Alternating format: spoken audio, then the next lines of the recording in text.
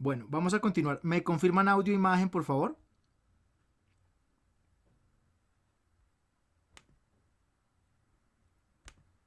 5-8, mi sargento, 5-8. Ok, perfecto. Nos quedamos aquí entonces en los aspectos de la Edad Media, algunas características de las que ya hemos venido hablando.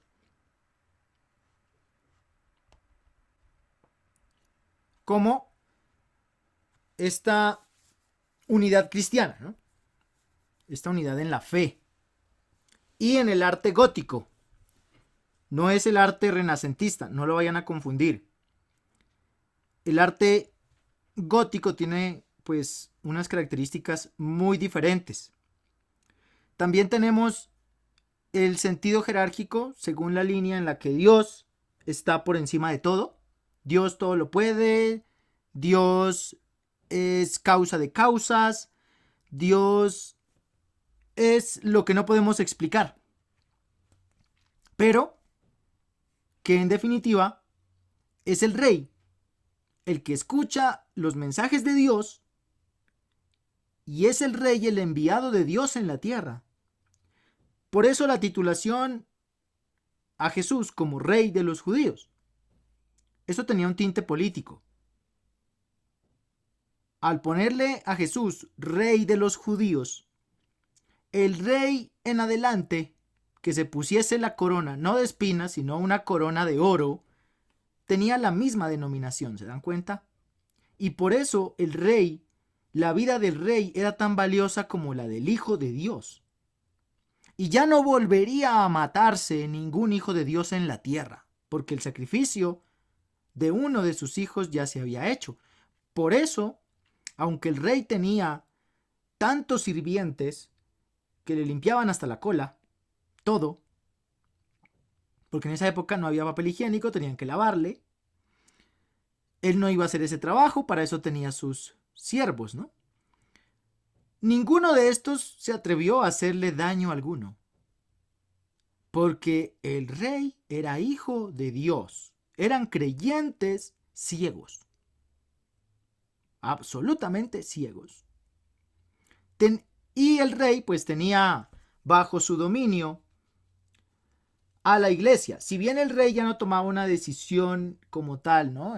Digamos poderosa frente a todos los aspectos de lo social, lo político, lo económico, pues tenía al clero a su mandato para que tomase estas decisiones y le quitase responsabilidades al rey. Así él podía disfrutar más, viajar más, ya no tenía que ir a las batallas como se hacía antes, en las que el rey enfrentaba, ¿no?, sus propias batallas.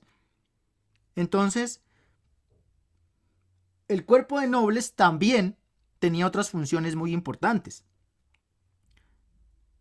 Como vozarrón del rey, por decirlo así, donde hablaba un noble, ahí temblaba la tierra también, porque eran enviados del Hijo de Dios, del rey.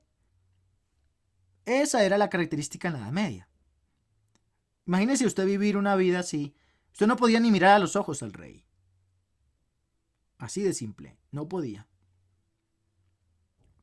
Ahora, hacerlo ante un noble, pues imagínense, ¿no? Cuando una persona tiene poder, ya ustedes saben cuáles son las características de esas personas. Más en una era en la que no hay libros, en la que no hay tutelas, en la que no hay un juez, en la que el juez era el rey y mataba porque Dios se lo decía.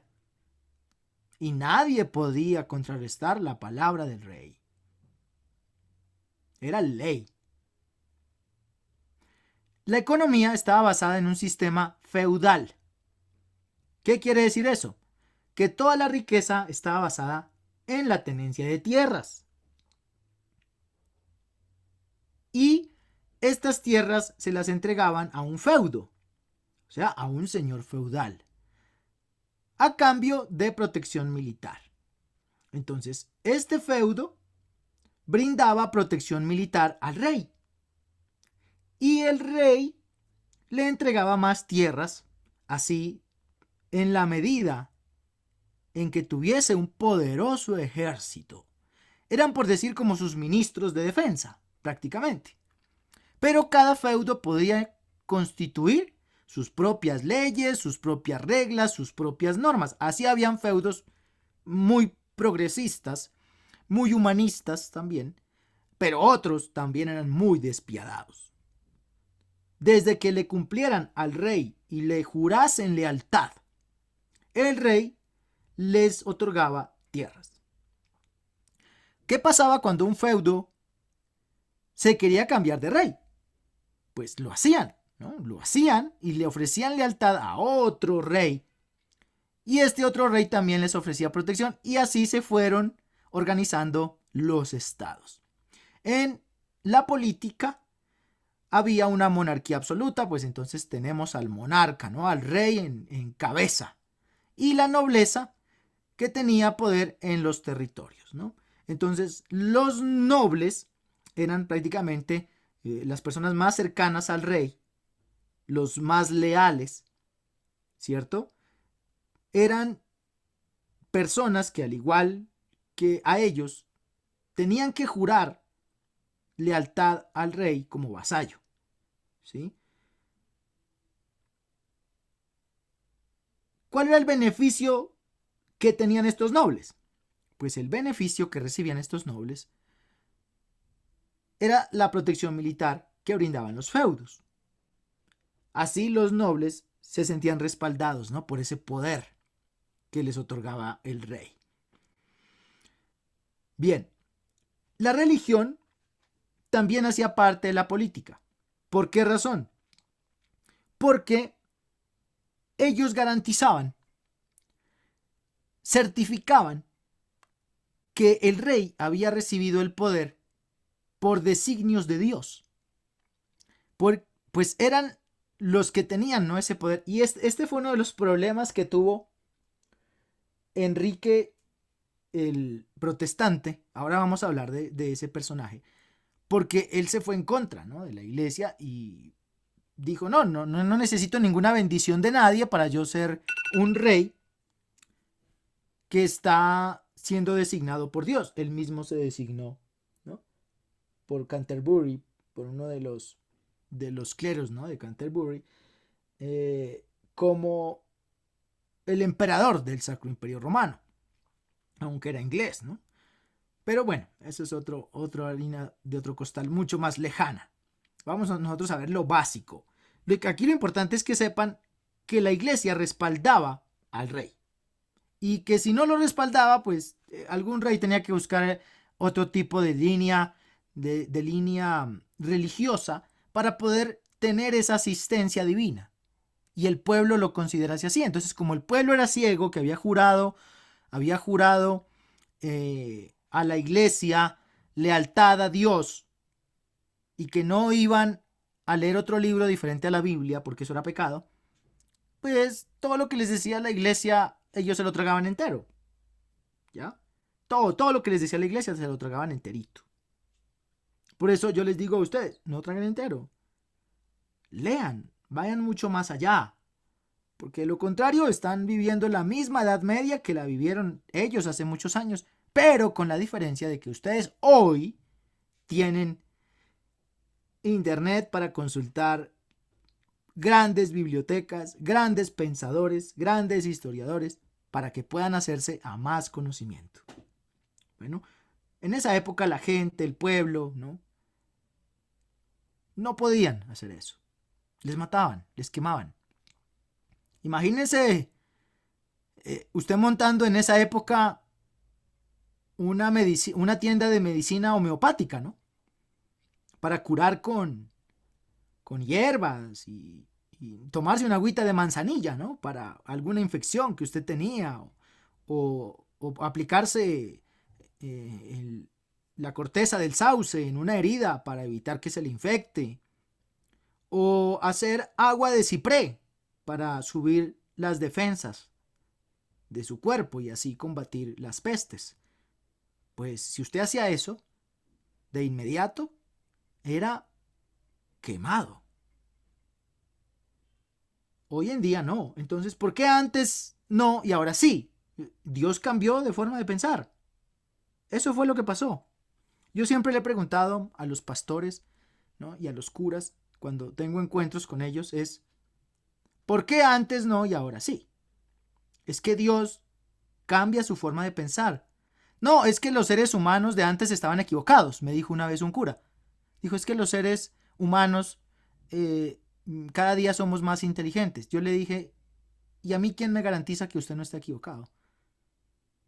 Se quedó callado. Pues es la misma lógica de él hace que no pueda, ¿no?, hacer una retórica. Porque los seres humanos del futuro entonces quiere decir que son más adelantados a nosotros. Si nosotros decimos que los de antes estaban equivocados, pues nosotros también entonces lo estamos. Y así seguiremos. ¿Cómo hacer entonces para no equivocarse? Por eso les digo, no miremos al pasado, ¿no? Veámoslo como una referencia, pero no como una creencia. Veámoslo como una referencia, pero proyectémonos al futuro, a las ideas nuevas, a lo que no conocemos, que tal vez eso es mucho más importante. Mire cómo los genios del pasado dijeron, no, es que la Tierra no es plana. No, no es. La Tierra es redonda. Y en eso no siento temor a equivocarme, porque tengo estas evidencias y estas y estas. ¿Y qué hizo la iglesia? Los quemó. A Giordano Bruno lo mataron. Y él tenía ideas maravillosas del futuro, de la ciencia, basado en la observación, en el análisis, pudo predecir muchas cosas. Lo mataron. ¿Por qué hoy no podemos nosotros predecir muchas cosas del futuro? Porque estamos tan pegados al pasado, con tanta creencia absurda, con tanto libro absurdo, con tanta falacia, que nos olvidamos del futuro. Y ya no nos proyectamos a ver qué hay más allá de las estrellas, qué hay más adentro de los átomos, ¿no? No sabemos. Estamos rezagados por una fe, por temor a lo que diga Dios. Usted no se preocupe por lo que Él diga. Usted preocúpese por ser bueno, por ayudar. Si usted hace las cosas buenas, usted no necesita ninguna otra fe. Si usted hace las cosas con amor, con cariño, si usted protege la vida en cualquiera de sus estados, en cualquiera, usted no tiene por qué preocuparse. Pero si usted es de las personas que mata una cucaracha porque simplemente no le gustan las cucarachas en la casa, pues está dañando el equilibrio de la creación maravillosa de Dios, ¿no? Porque ¿para qué las hizo? ¿Para jodernos la vida? No, las cucarachas están ahí por algo. Por algo. Por un control. Por un control de toda nuestra porquería. Porque ellas limpian.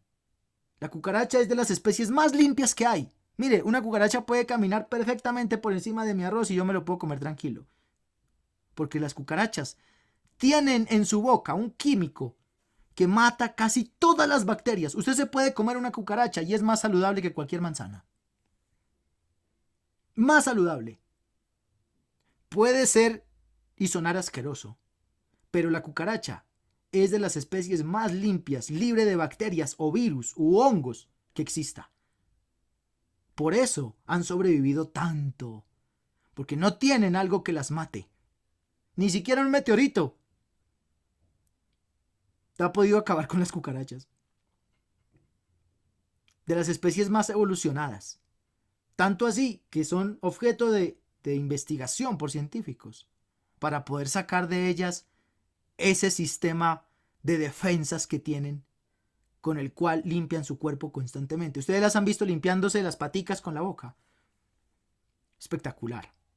Espectacular cómo se limpian. ¿Usted sabe cuántas bacterias tiene usted en la planta del pie? Le voy a hacer una pequeña idea de cuántas bacterias tenemos en la planta del pie, para los que les gusta de pronto dar besitos en los pies. Tenemos más bacterias en la planta del pie que células en el cuerpo humano. Bastantes, ¿no? Bastantes. ¿Usted sabe cuántas bacterias contaminantes hay en la saliva de un ser humano? Que besa a otro que apenas conoce. Bastantes. Las cucarachas están libres de eso. Es más limpio besar a una cucaracha que a otro ser humano. Pero hay gente que las mata y se dicen ser cristianos. Se dicen ser creyentes de Dios. Solamente porque en la Biblia no hay nada que proteja a los animales. Nada. Entonces, porque no está en la Biblia, no es malo. Me parece muy cerrada esa idea, ¿no? Muy cerrada. La vida debe protegerse a toda costa. A toda. Hasta las moscas son necesarias. Yo no gusto de las moscas, pero ya no las mato. Antes las mataba cuando no sabía, cuando era ignorante. Ahora ya no las mato. Sé que hacen parte de un sistema. No puedo matarlas. Lo que hago es sacarlas de la casa, les abro una ventana y que se vayan. Pero ya no las mato. Es muy difícil, ¿no? Llevar una vida equilibrada, una vida realmente sensata, una vida no hipócrita, con lo que uno dice profesar y creer. Muy complejo. Pero si ya se entregan ustedes a la fe, pues que sea realmente entregado a la fe, ¿no? Vean cómo los indígenas antes ofrecían un perdón, una disculpa a la Pachamama por arrebatarle de sus entrañas un tapir, una serpiente, ¿no? O un jaguar. Cómo había ese respeto por el equilibrio. Y vean hoy, ¿qué equilibrio tenemos? Para donde vaya, basura, contaminación, humo, especies saliéndose de su entorno porque les estamos invadiendo. Y luego nos asombramos entonces por las muertes, por virus, por bacterias, si nosotros mismos fuimos los causantes de eso. ¿Para qué vamos a molestar a la selva, a terminar de talar los poquitos árboles que quedan para hacernos una cama si ya tenemos una? Pero no, queremos una más nueva, una más bonita, ¿no? ¿Y qué hacen con la vieja? No, ni siquiera se la regalan a un pobre, no, la venden, ¿no? Hay gente que duerme en el piso. Hay mucha parte de contexto social hoy que podemos analizar y que en la Edad Media no se podía. Mire, porque en la Edad Media los únicos que podían ser comerciantes eran los burgueses. Eran los burgueses. La nobleza y los plebeyos, ¿no? Los plebeyos eran obreros de los burgueses. Por eso se habla de la famosa burguesía, ¿sí? La oligarquía, ahora, ¿no?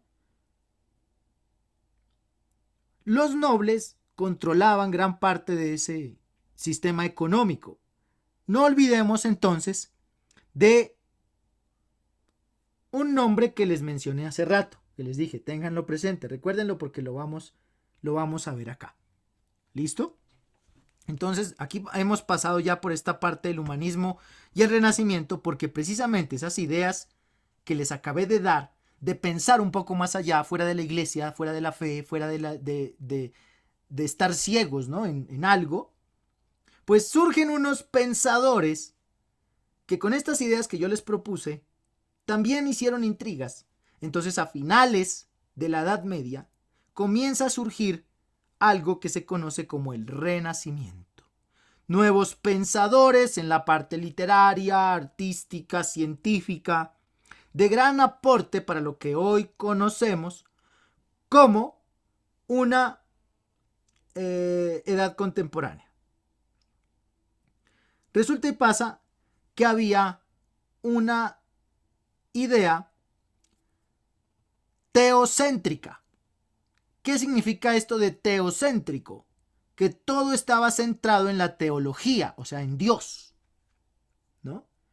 Y pasa a una idea antropocéntrica, o sea, a que el ser humano es el origen, el centro de todo. No lo es la fe, porque sin el ser humano la fe no existiría. Ningún animalito podemos demostrar que tenga fe en algo. Así, dejan la fe a un lado y dicen, centrémonos en el humano y miremos de dónde venimos, quiénes somos realmente, para dónde vamos. Por eso, Leonardo da Vinci comienza a abrir cadáveres para ver de qué están hechos por dentro, ¿no? Y comienza una búsqueda de la famosa alma. Y se hacen experimentos para ver cuánto pesa el alma, ¿no? En fin. con ese nuevo descubrimiento de cómo somos por dentro, la medicina avanza notablemente, porque entonces se encuentran con pulmones magullados, corazones destrozados, hígados absolutamente corroídos. Entonces dicen, aquí estaba el problema. No era que Dios le mandaba a usted algo. No, era que usted en su cuerpo algo le estaba fallando. Mire cómo estaba por dentro, podrido. ¿Qué necesitamos? Pues comenzar a investigar un poco más esto porque se había dejado atrás. Los griegos lo traían en una idea, porque desde allá viene el tema de la medicina. Pero en la Edad Media es que todo se oscureció. Fue como si llegase un eclipse a la humanidad, a la mente de la humanidad. Todo se oscureció. Y todos los males, culpa de Dios. Todos los bienes, culpa de Dios. ¿No? Todo era Dios, Dios, Dios, Dios. Luego ya comienzan a inventarse este otro personaje, que el demonio, pues para buscar un culpable, ¿no? Siempre hay que buscar un culpable, lo que sea. ¿Ven? Entonces ya le echan los bienes a Dios y los males al diablo.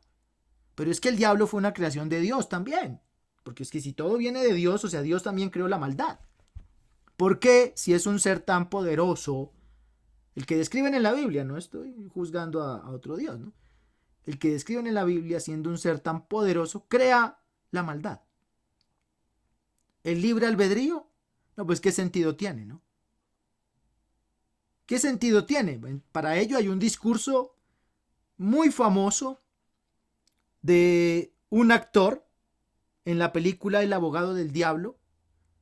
El discurso me gusta por su fuerza, me gusta por su realidad, porque se centra no en la realidad de la Biblia, sino en la realidad que vivimos. No sé si ustedes hayan escuchado este famoso discurso del abogado del diablo. ¿Hay alguien que haya visto la película? Les voy a dejar esta referencia de la película para que obviamente no se les olvide esto que les estoy enseñando y lo ubiquen en contexto en su historia. Porque por estos temas ya sé que pasaron en la escuela, pero se olvidaron. O no se los enseñaron así. ¿Listo?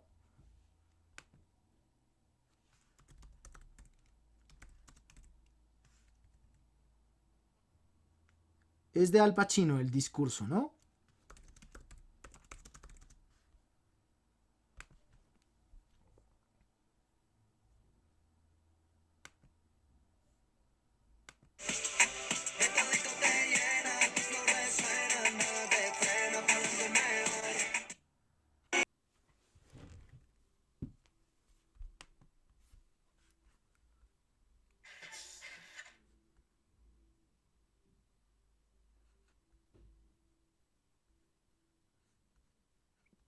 Pensé que esta era la parte, no es. A ver, espérenme, les busco el discurso exacto.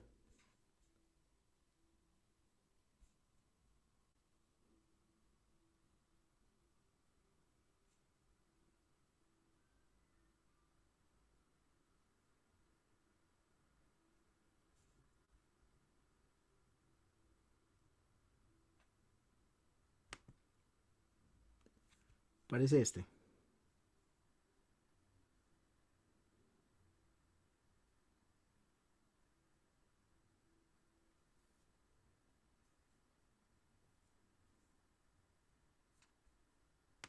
¿Y para quién carga?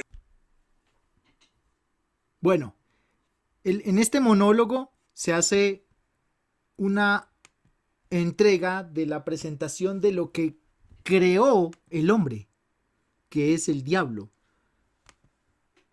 El diablo, como manifestación de maldad, fue creado con una intención: el miedo. Siempre tenemos alrededor demonios. La pregunta para todos ustedes hoy en clase de competencias ciudadanas es: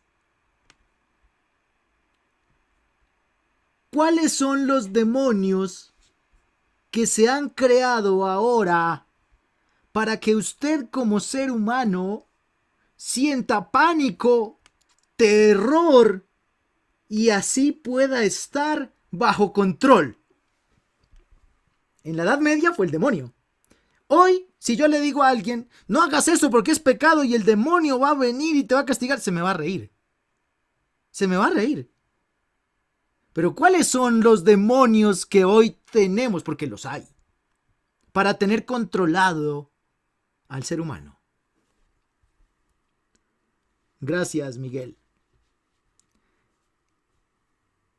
Dice el COVID-19. No es el COVID, ¿no? Es la COVID-19. Con tilde en la I, la COVID-19. El virus es el SARS-CoV-2.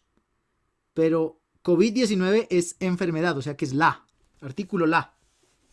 Los impuestos. Muy bien. ¿Qué otros demonios tenemos? Porque si yo le digo a usted, le voy a poner una multa, ahí sí usted, muchos suplican. No, por favor, señor agente, no lo haga, mire que no tengo plata y usted me pone una multa, ¿no? ¿Cuáles son esos demonios? No, los políticos son salvadores. Son salvadores. Los demonios son las enfermedades, los impuestos, las reglas, ¿no?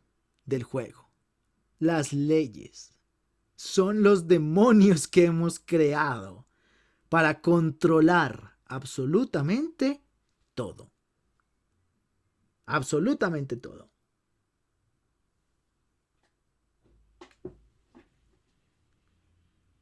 Ahí tenemos, ¿no? Ahí tenemos. Una transformación tendrá que ser una transformación. ¿Cuál será el demonio del futuro, no? ¿Cuál será el demonio del futuro? Pero siempre tiene que haber alguien a quien le podamos echar la culpa. Siempre. Porque eso es una forma de buscar la justificación. La justificación de todo lo que sucede en el planeta. Que no podemos explicar. Todavía. Por la misma entropía. Resulta y pasa que la entropía es simplemente este acomodo de las cosas. Pero lo que para mí puede ser comodidad, para otro es incomodidad. Eso es la entropía. Explicar eso, sabiendo que es algo turbulento, pues complejo porque todavía no tenemos una ciencia que explique las turbulencias. Los físicos todavía no tienen una forma que explique la turbulencia. No la hay. ¿Cómo descifrar la turbulencia del agua? No se puede. ¿Cómo descifrar la turbulencia del espacio? No se puede. ¿Del viento? No. Las famosas corrientes, ¿no? No podemos explicar las corrientes como turbulencia. No hay una fórmula. Hasta que eso no se pueda explicar, no podemos explicar los comportamientos humanos porque son turbulentos. Simple. Pero, entre tanto, digámosle Dios y demonio. Más fácil, ¿no?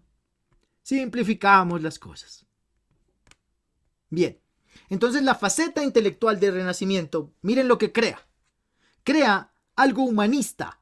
Ustedes vieron el discurso, el monólogo de Al Pacino en El abogado del diablo. Es un discurso humanista. Incluso él mismo dice, soy un humanista. Me preocupo por lo que el hombre quiere. No lo dejo al azar, a la deriva, con su libre albedrío. ¿Cierto? Entonces, los pensadores y los escritores critican la famosa escolástica. ¿Qué era la escolástica? Las escuelas donde se enseñaban simplemente teología. ¿Ya? Y se retorna a las culturas clásicas de la antigüedad. O sea, nos devolvemos a la edad antigua, en la que tenemos a Sócrates, Platón, Aristóteles, Diógenes, el perro y muchos más, ¿no? Hablando de cosas que parecen ya tomar un giro interesante frente a la ciencia, frente al pensamiento. Y esto se plasma en escritos y en obras de arte. Es así como comienza a desarrollarse la famosa Edad Moderna. ¿Pero qué opaca la Edad Moderna? La continuidad del colonialismo. Se habla entonces de una nueva tierra descubierta, en donde hay más riquezas, necesitamos entonces más esclavos, más armadas. En Europa se comienza a hablar de la reforma protestante de Martín Lutero, de la reforma de Calvino, y también se generan nuevos pleitos, ¿no? No solamente de tipo político, sino de tipo mercantil. Ahora se está compitiendo por el comercio mundial. Poder, ¿no? Poder.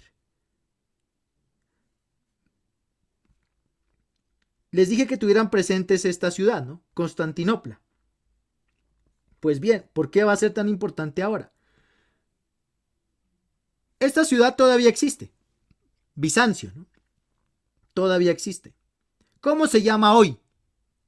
Primero fue Bizancio, luego Constantinopla. ¿Cómo se llama hoy? Porque este es el eje central de muchas de las disputas y peleas a nivel global. Este paso, controlar este paso por esta ciudad. ¿No saben? Bueno, esta ciudad hoy en día se conoce como Estambul, en Turquía. Entonces vuelven los pueblos del Medio Oriente a hacerla, ¿no? A entrar en acción, porque son tan poderosos que no pueden desaparecer así nomás. Cae Constantinopla, pero no es que caiga y se acabe, ¿no? No, la toman, porque es que esto es un tesoro muy codiciado. ¿Ustedes alguna vez han jugado Guerra de Imperios con estos muñequitos? Es un juego de mesa. War Empires. Bueno, es un jueguito de mesa y ahí usted le dan ejércitos en todo el planeta. Y hay una clave para ganar ese juego. La clave está en tomarse Estambul. ¿Ya? Esa es la clave del juego.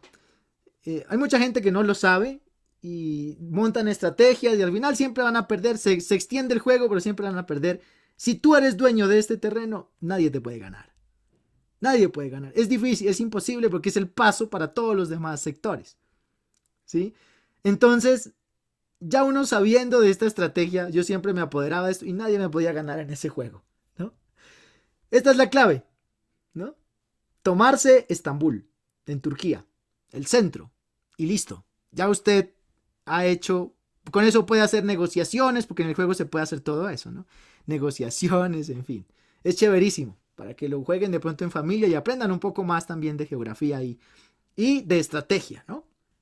Pues bien, entonces se retorna a un modelo mercantil, pero Constantinopla y Estambul siguen estando presentes, ¿no? Finaliza este periodo con la Revolución Francesa. Pero digamos que esto no afectó mucho a España porque España se expandió, ¿no? A otros sectores. Entonces la Revolución Francesa a ellos no les afectó mucho. ¿Listo? Se decía que para esa época España era el imperio en donde no se ocultaba el sol. Porque, pues, mientras en América era de día, en Europa era de noche y viceversa. Entonces España estaba en América y estaba en Europa. Por esa razón era el imperio donde no se ocultaba el sol. Así era de grande, ¿no? Así era de grande. Y de poderosa. Pero mire, todo imperio cae. ¿Qué es España ahora? Un país con muchos problemas económicos. Todo imperio cae. Tiene reinado, claro. Pero finalmente van a volver a caer. Todos los imperios. Por más alto que suban. Y entre más alto suban, pues más duro van a caer, ¿no? Entonces aquí tenemos unos aspectos importantes de esa época. ¿Cuáles son? La formación de grandes imperios coloniales. Así, pues, los portugueses se van a Europa, llegan también a América. Los ingleses se van a África, ¿no? A África llegan también a América. Los ingleses igualmente se van a Oriente, ¿no? Los franceses incluso llegan hasta Vietnam, imagínense. O sea, un colonialismo por todo lado. ¿Ya? Expansión de colonialismo. Las potencias comienzan a viajar en sus barcos, a buscar terrenos y donde llegan dicen esto es mío. Ya. El hallazgo de América, la expansión europea, bueno, esto es de lo que estamos hablando, ¿cierto? Aquí se hace la aclaración que antes de que llegaran a América los españoles, aquí ya habían venido los vikingos, pero ellos no se quedaron. Ellos no se quedaron. Vinieron y se fueron. A esta tierra los vikingos la llamaron Terra Nova. Pues hubiese sido más bonito que América, ¿no? Terra Nova. Tierra Nueva. ¿Ya? Sin embargo, ellos pues no son considerados descubridores de América porque no se establecieron en ella. Tal parece, comunidades negras también vinieron, pero no se quedaron aquí, se fueron. Tenemos también el evento de la monarquía absoluta en Francia, Inglaterra y España, y se instaura la idea de que el rey controla todos los poderes. Bueno, aquí estamos ya reuniendo, ¿no? Amparado por Dios. La consolidación de los estados bajo monarquías autoritarias. Los antecedentes del capitalismo con el desarrollo del comercio. Recordemos entonces ahí muy claro, por favor, Constantinopla. La aparición y desarrollo de las ideas liberales. Entonces aquí es donde comienzan, al final, ¿no? Al final de la Edad Media, comienzan estas ideas de liberación, ¿no? La ruptura de la unidad cristiana de Europa Occidental por el nacimiento de esto, ¿no? Mire, ya en lo que es la Edad Moderna, entonces viene la famosa Reforma, ¿sí? La Reforma y la Contrarreforma.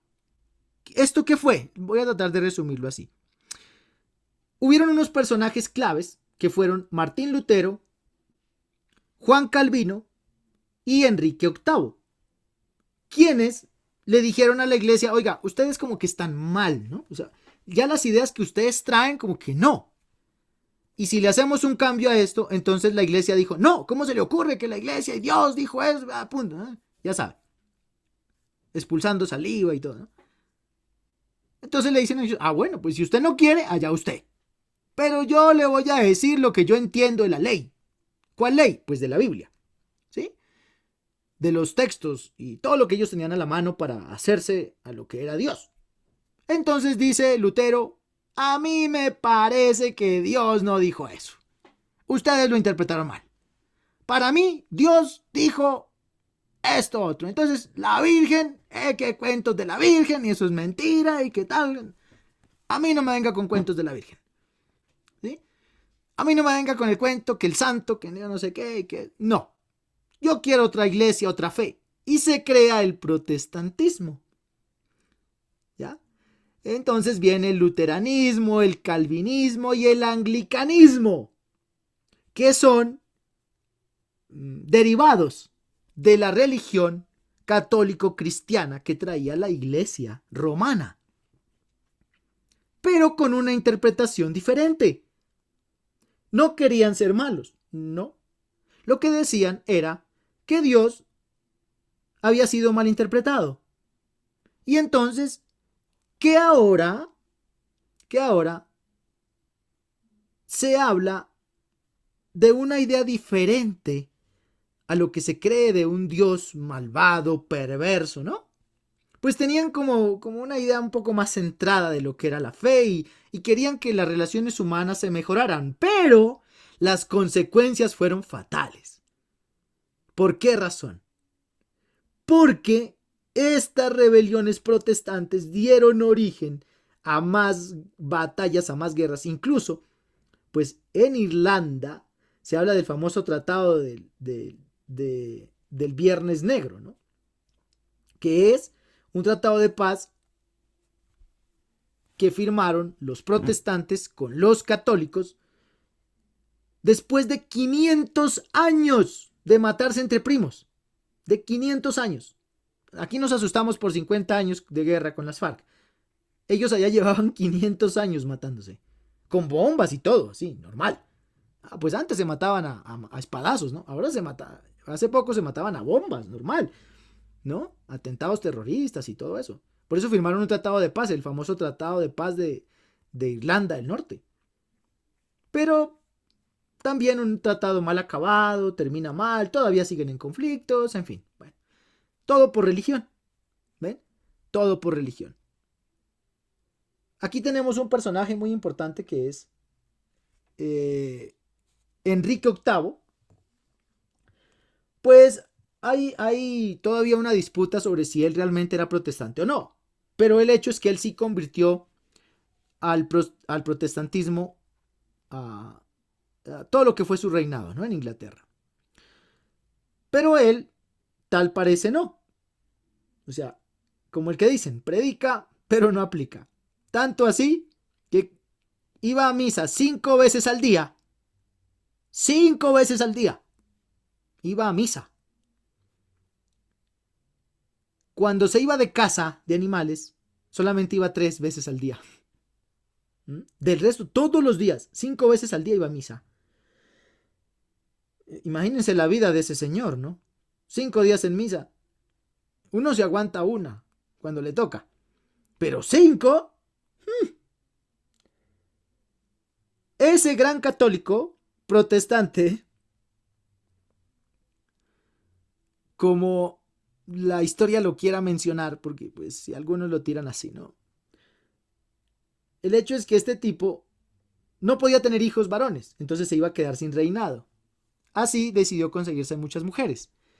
Entre ellas, una fue la famosísima Ana Bolena, una mujer hermosísima, hermosísima. Pero le dio una hija. Este tipo dijo, esta mujer me fue infiel, así como la anterior, porque yo solamente puedo dar hijos varones y esta me dio una hembra. Oiga, cuánta ignorancia de un rey, ¿no? Que iba a misa 5 días.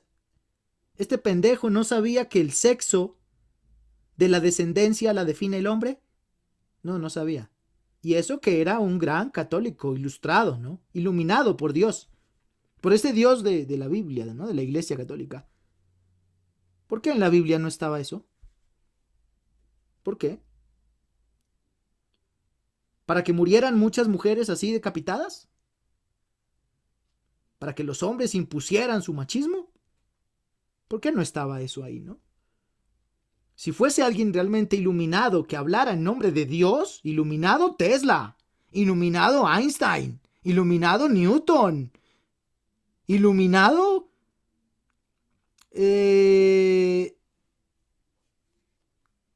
bueno, Darwin no, porque fue un copión, pero el abuelo de Darwin sí, ¿no?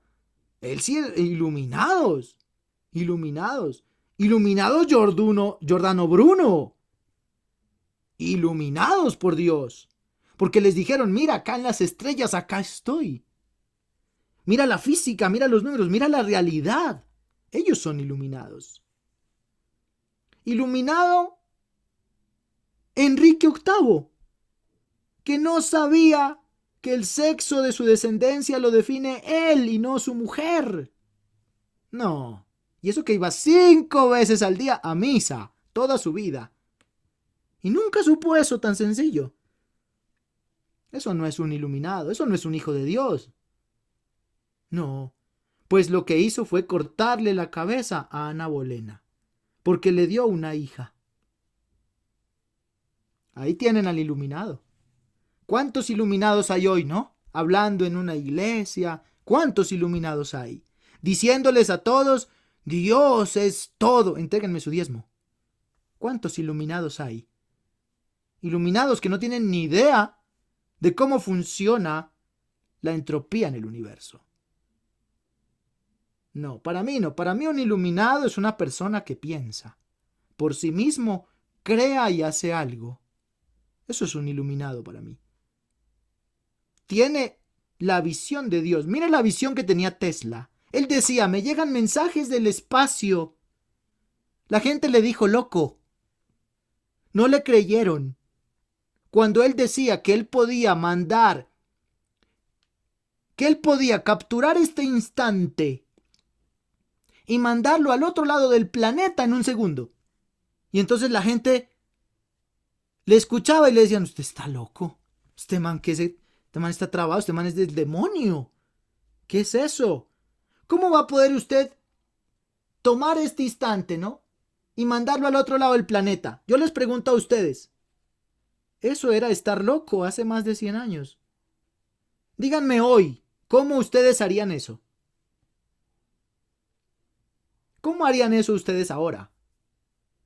En este futuro, ¿no? Tan distante de este hombre iluminado de Tesla. ¿Cómo ustedes guardarían este instante y me lo enviarían a mí, por ejemplo, ustedes que están en otro lado, ¿no? ¿O cómo se lo enviarían a alguien que está en China en un segundo? Muy fácil, ¿no?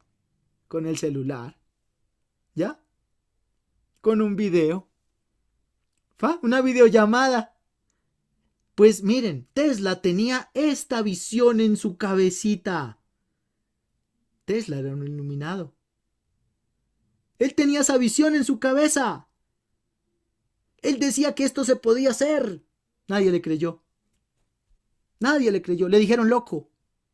Él decía, yo puedo mandar electricidad inalámbrica. Es más, él inventó la electricidad inalámbrica. Les pregunto hoy, después de 100 años, ¿quién tiene un dispositivo de carga inalámbrica en su casa? Apenas ahora lo están inventando, ¿no? Apenas ahora lo están. Él hace más de 100 años ya lo había hecho. Transmitió electricidad inalámbrica para que no gastásemos en cables, ni en bombillas, ni en tanta cosa. Él dijo, no, yo puedo hacer que todo esto se ilumine. Todo el planeta, gratis. Nadie le creyó. Iluminado Tesla. Yo creo que sí recibió ideas de Dios. Él mismo lo decía, que de allá, de lejos le llegaban las ideas, del espacio, decía él. ¿Quién lo hacía? No sabemos. Él decía, los extraterrestres. Pues Dios tiene que ser extraterrestre, porque por aquí uno ve por todo lado y, como dijeron, ¿no? Los del campo de Auschwitz. Existe Auschwitz. Aquí no estuvo Dios. Con tanta masacre, niños quemados, experimentos con niños, ancianos, metidos en cámaras de gas, por millares, millones, murieron en Auschwitz.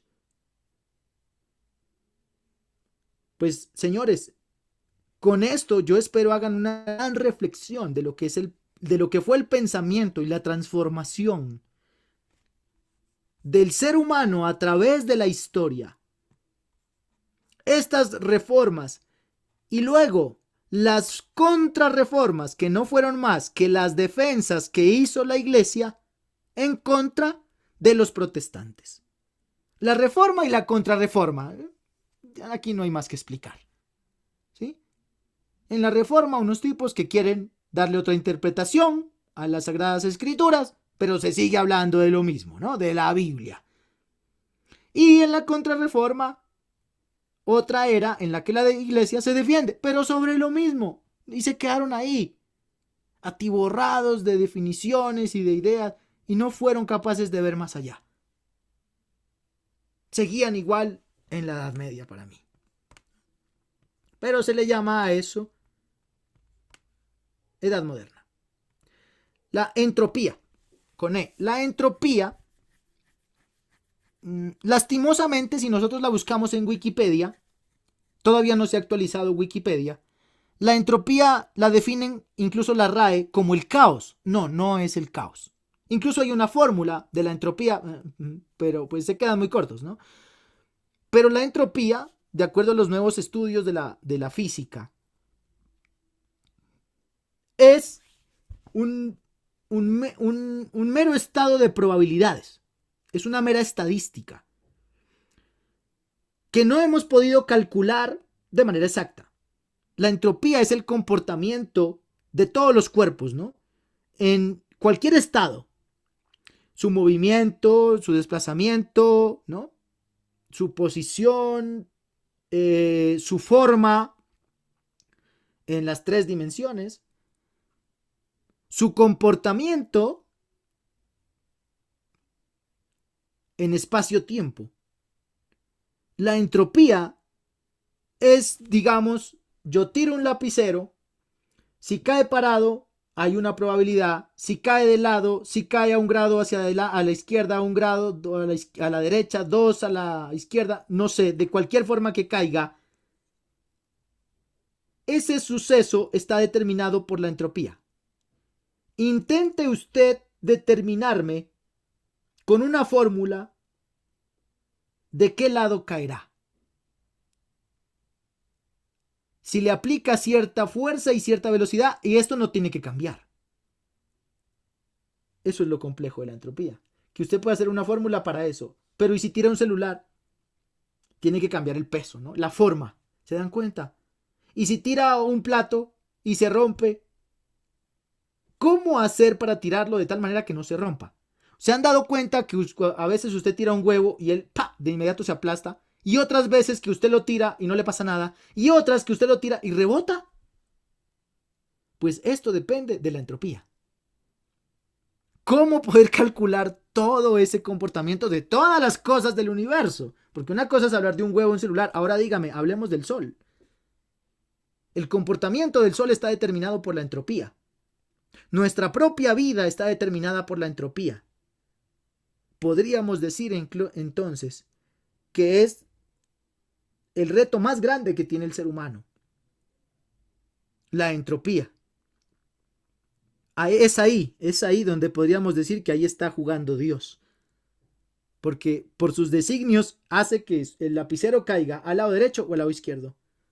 Porque todo lo que, de acuerdo a la gente, ¿no?, con su manifestación de la Biblia, todo está determinado por Dios. Nada pasa sin que Él suceda. Sin que Él lo controle. Nada del universo. Cada palabra que sale de mi boca ya está controlada por Él, ¿no? Pues yo le llamo entropía. Por eso, para mí Dios no es un ser, no es una persona con nariz, boca. No es eso Dios para mí. No puede ser, yo no lo puedo ver así, no puedo. Hasta hace muchos años así me lo enseñaron y claro, yo lo veía así, pero me daba miedo. Por eso yo ni lo molestaba. Porque yo decía, ¿qué tal se enoje conmigo? Yo mejor no lo molesto, no le pido porque qué miedo, ¿no? Porque así es como enseñan el Dios. No haga eso, que Dios lo castiga. No, pues imagínense, yo conocí el castigo, ¿no? Ahora, imagínense, si uno conoce el castigo de un hombre, imagínense el castigo de Dios. Pues no, mejor ni lo molesto, ¿no? Por esa razón, para no molestar a Dios, para no echarle cargas de mi vida, yo procuro no molestarle. ¿Cómo concibo yo a Dios? Lo concibo como esa fuerza que controla todo eso, pero que no es culpable de nada. Así de simple. ¿Por qué razón? Porque nosotros somos los que definimos bien o mal. Nosotros. No Dios. ¿Listo? Y ya luego viene, sí, un periodo muy interesante que es la famosa Ilustración. En alguna clase yo les dije que por favor hicieran un avance en el periodo de la Ilustración y que sacaran sus propias ideas porque es una era realmente interesante, ¿no? Una época realmente interesante. Entonces, aquí ya se habla de la aparición de nuevas ideas, ¿no? De la razón, de la ciencia, del pensamiento, ¿no? De Montesquieu, Rousseau, Voltaire. Es algo realmente esplendoroso. Hacia atrás, la Edad Media no me brinda muchas cosas a mí buenas, ¿no? Que me aporten, porque yo me pongo a ver los juicios de Salem, ¿no? Los juicios de la Edad Media con las brujas, y no me gusta que gente inocente, niños, hayan muerto en una hoguera, porque un hombre dijo que Dios así lo mandó. No me gusta eso. A mí me gusta más la ciencia, ¿ya? Me gusta más los números, la literatura. Eso me llama más la atención. Ir a investigar por qué nace una flor, dónde nace un río. Eso me llama más la atención, me motiva, ¿sí? Pero en la Edad Media como que cae un ser humano, cae y se siente acongojado, triste, porque yo veo todo lo que pasó ahí y qué dolor, realmente, ¿no? Qué tristeza. Qué vergüenza siente uno por la humanidad. Es como cuando llegamos a la Primera y la Segunda Guerra Mundial, ¿no? Uno vuelve y cae otra vez, ¿no? Y entra en picada.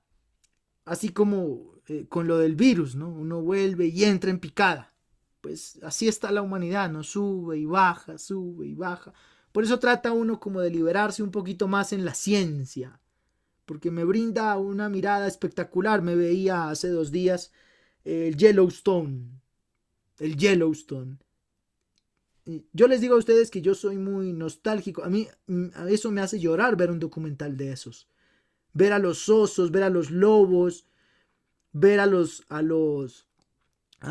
búfalos. Eso me hace llorar. Ver a una nutria sobreviviendo con su cría, huyendo de un zorro. Eso a mí me pone emocional, me pone emotivo y me llena como de esperanza de saber que la vida triunfa. Y es lo que me gusta y por eso enseño.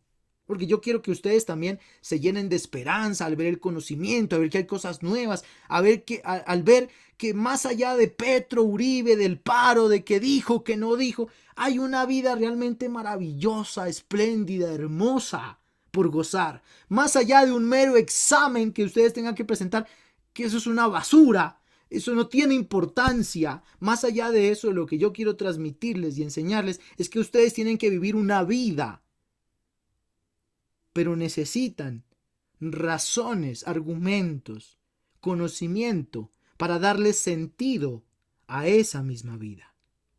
Bueno, incluso darle sentido a su fe. Porque sé que muchos tienen todavía muchas dudas sobre su fe. Porque ya no se convencen de lo que les dice un cura, un pastor, porque hace falta algo, hay un vacío. Pues esto a ustedes les puede ayudar a complementar su vida. No pierdan la fe nunca, porque la fe es algo bonito. Yo no creo que una persona con fe sea capaz de matar, de asesinar, de violar, de robar. No, no lo hace. No la pierdan.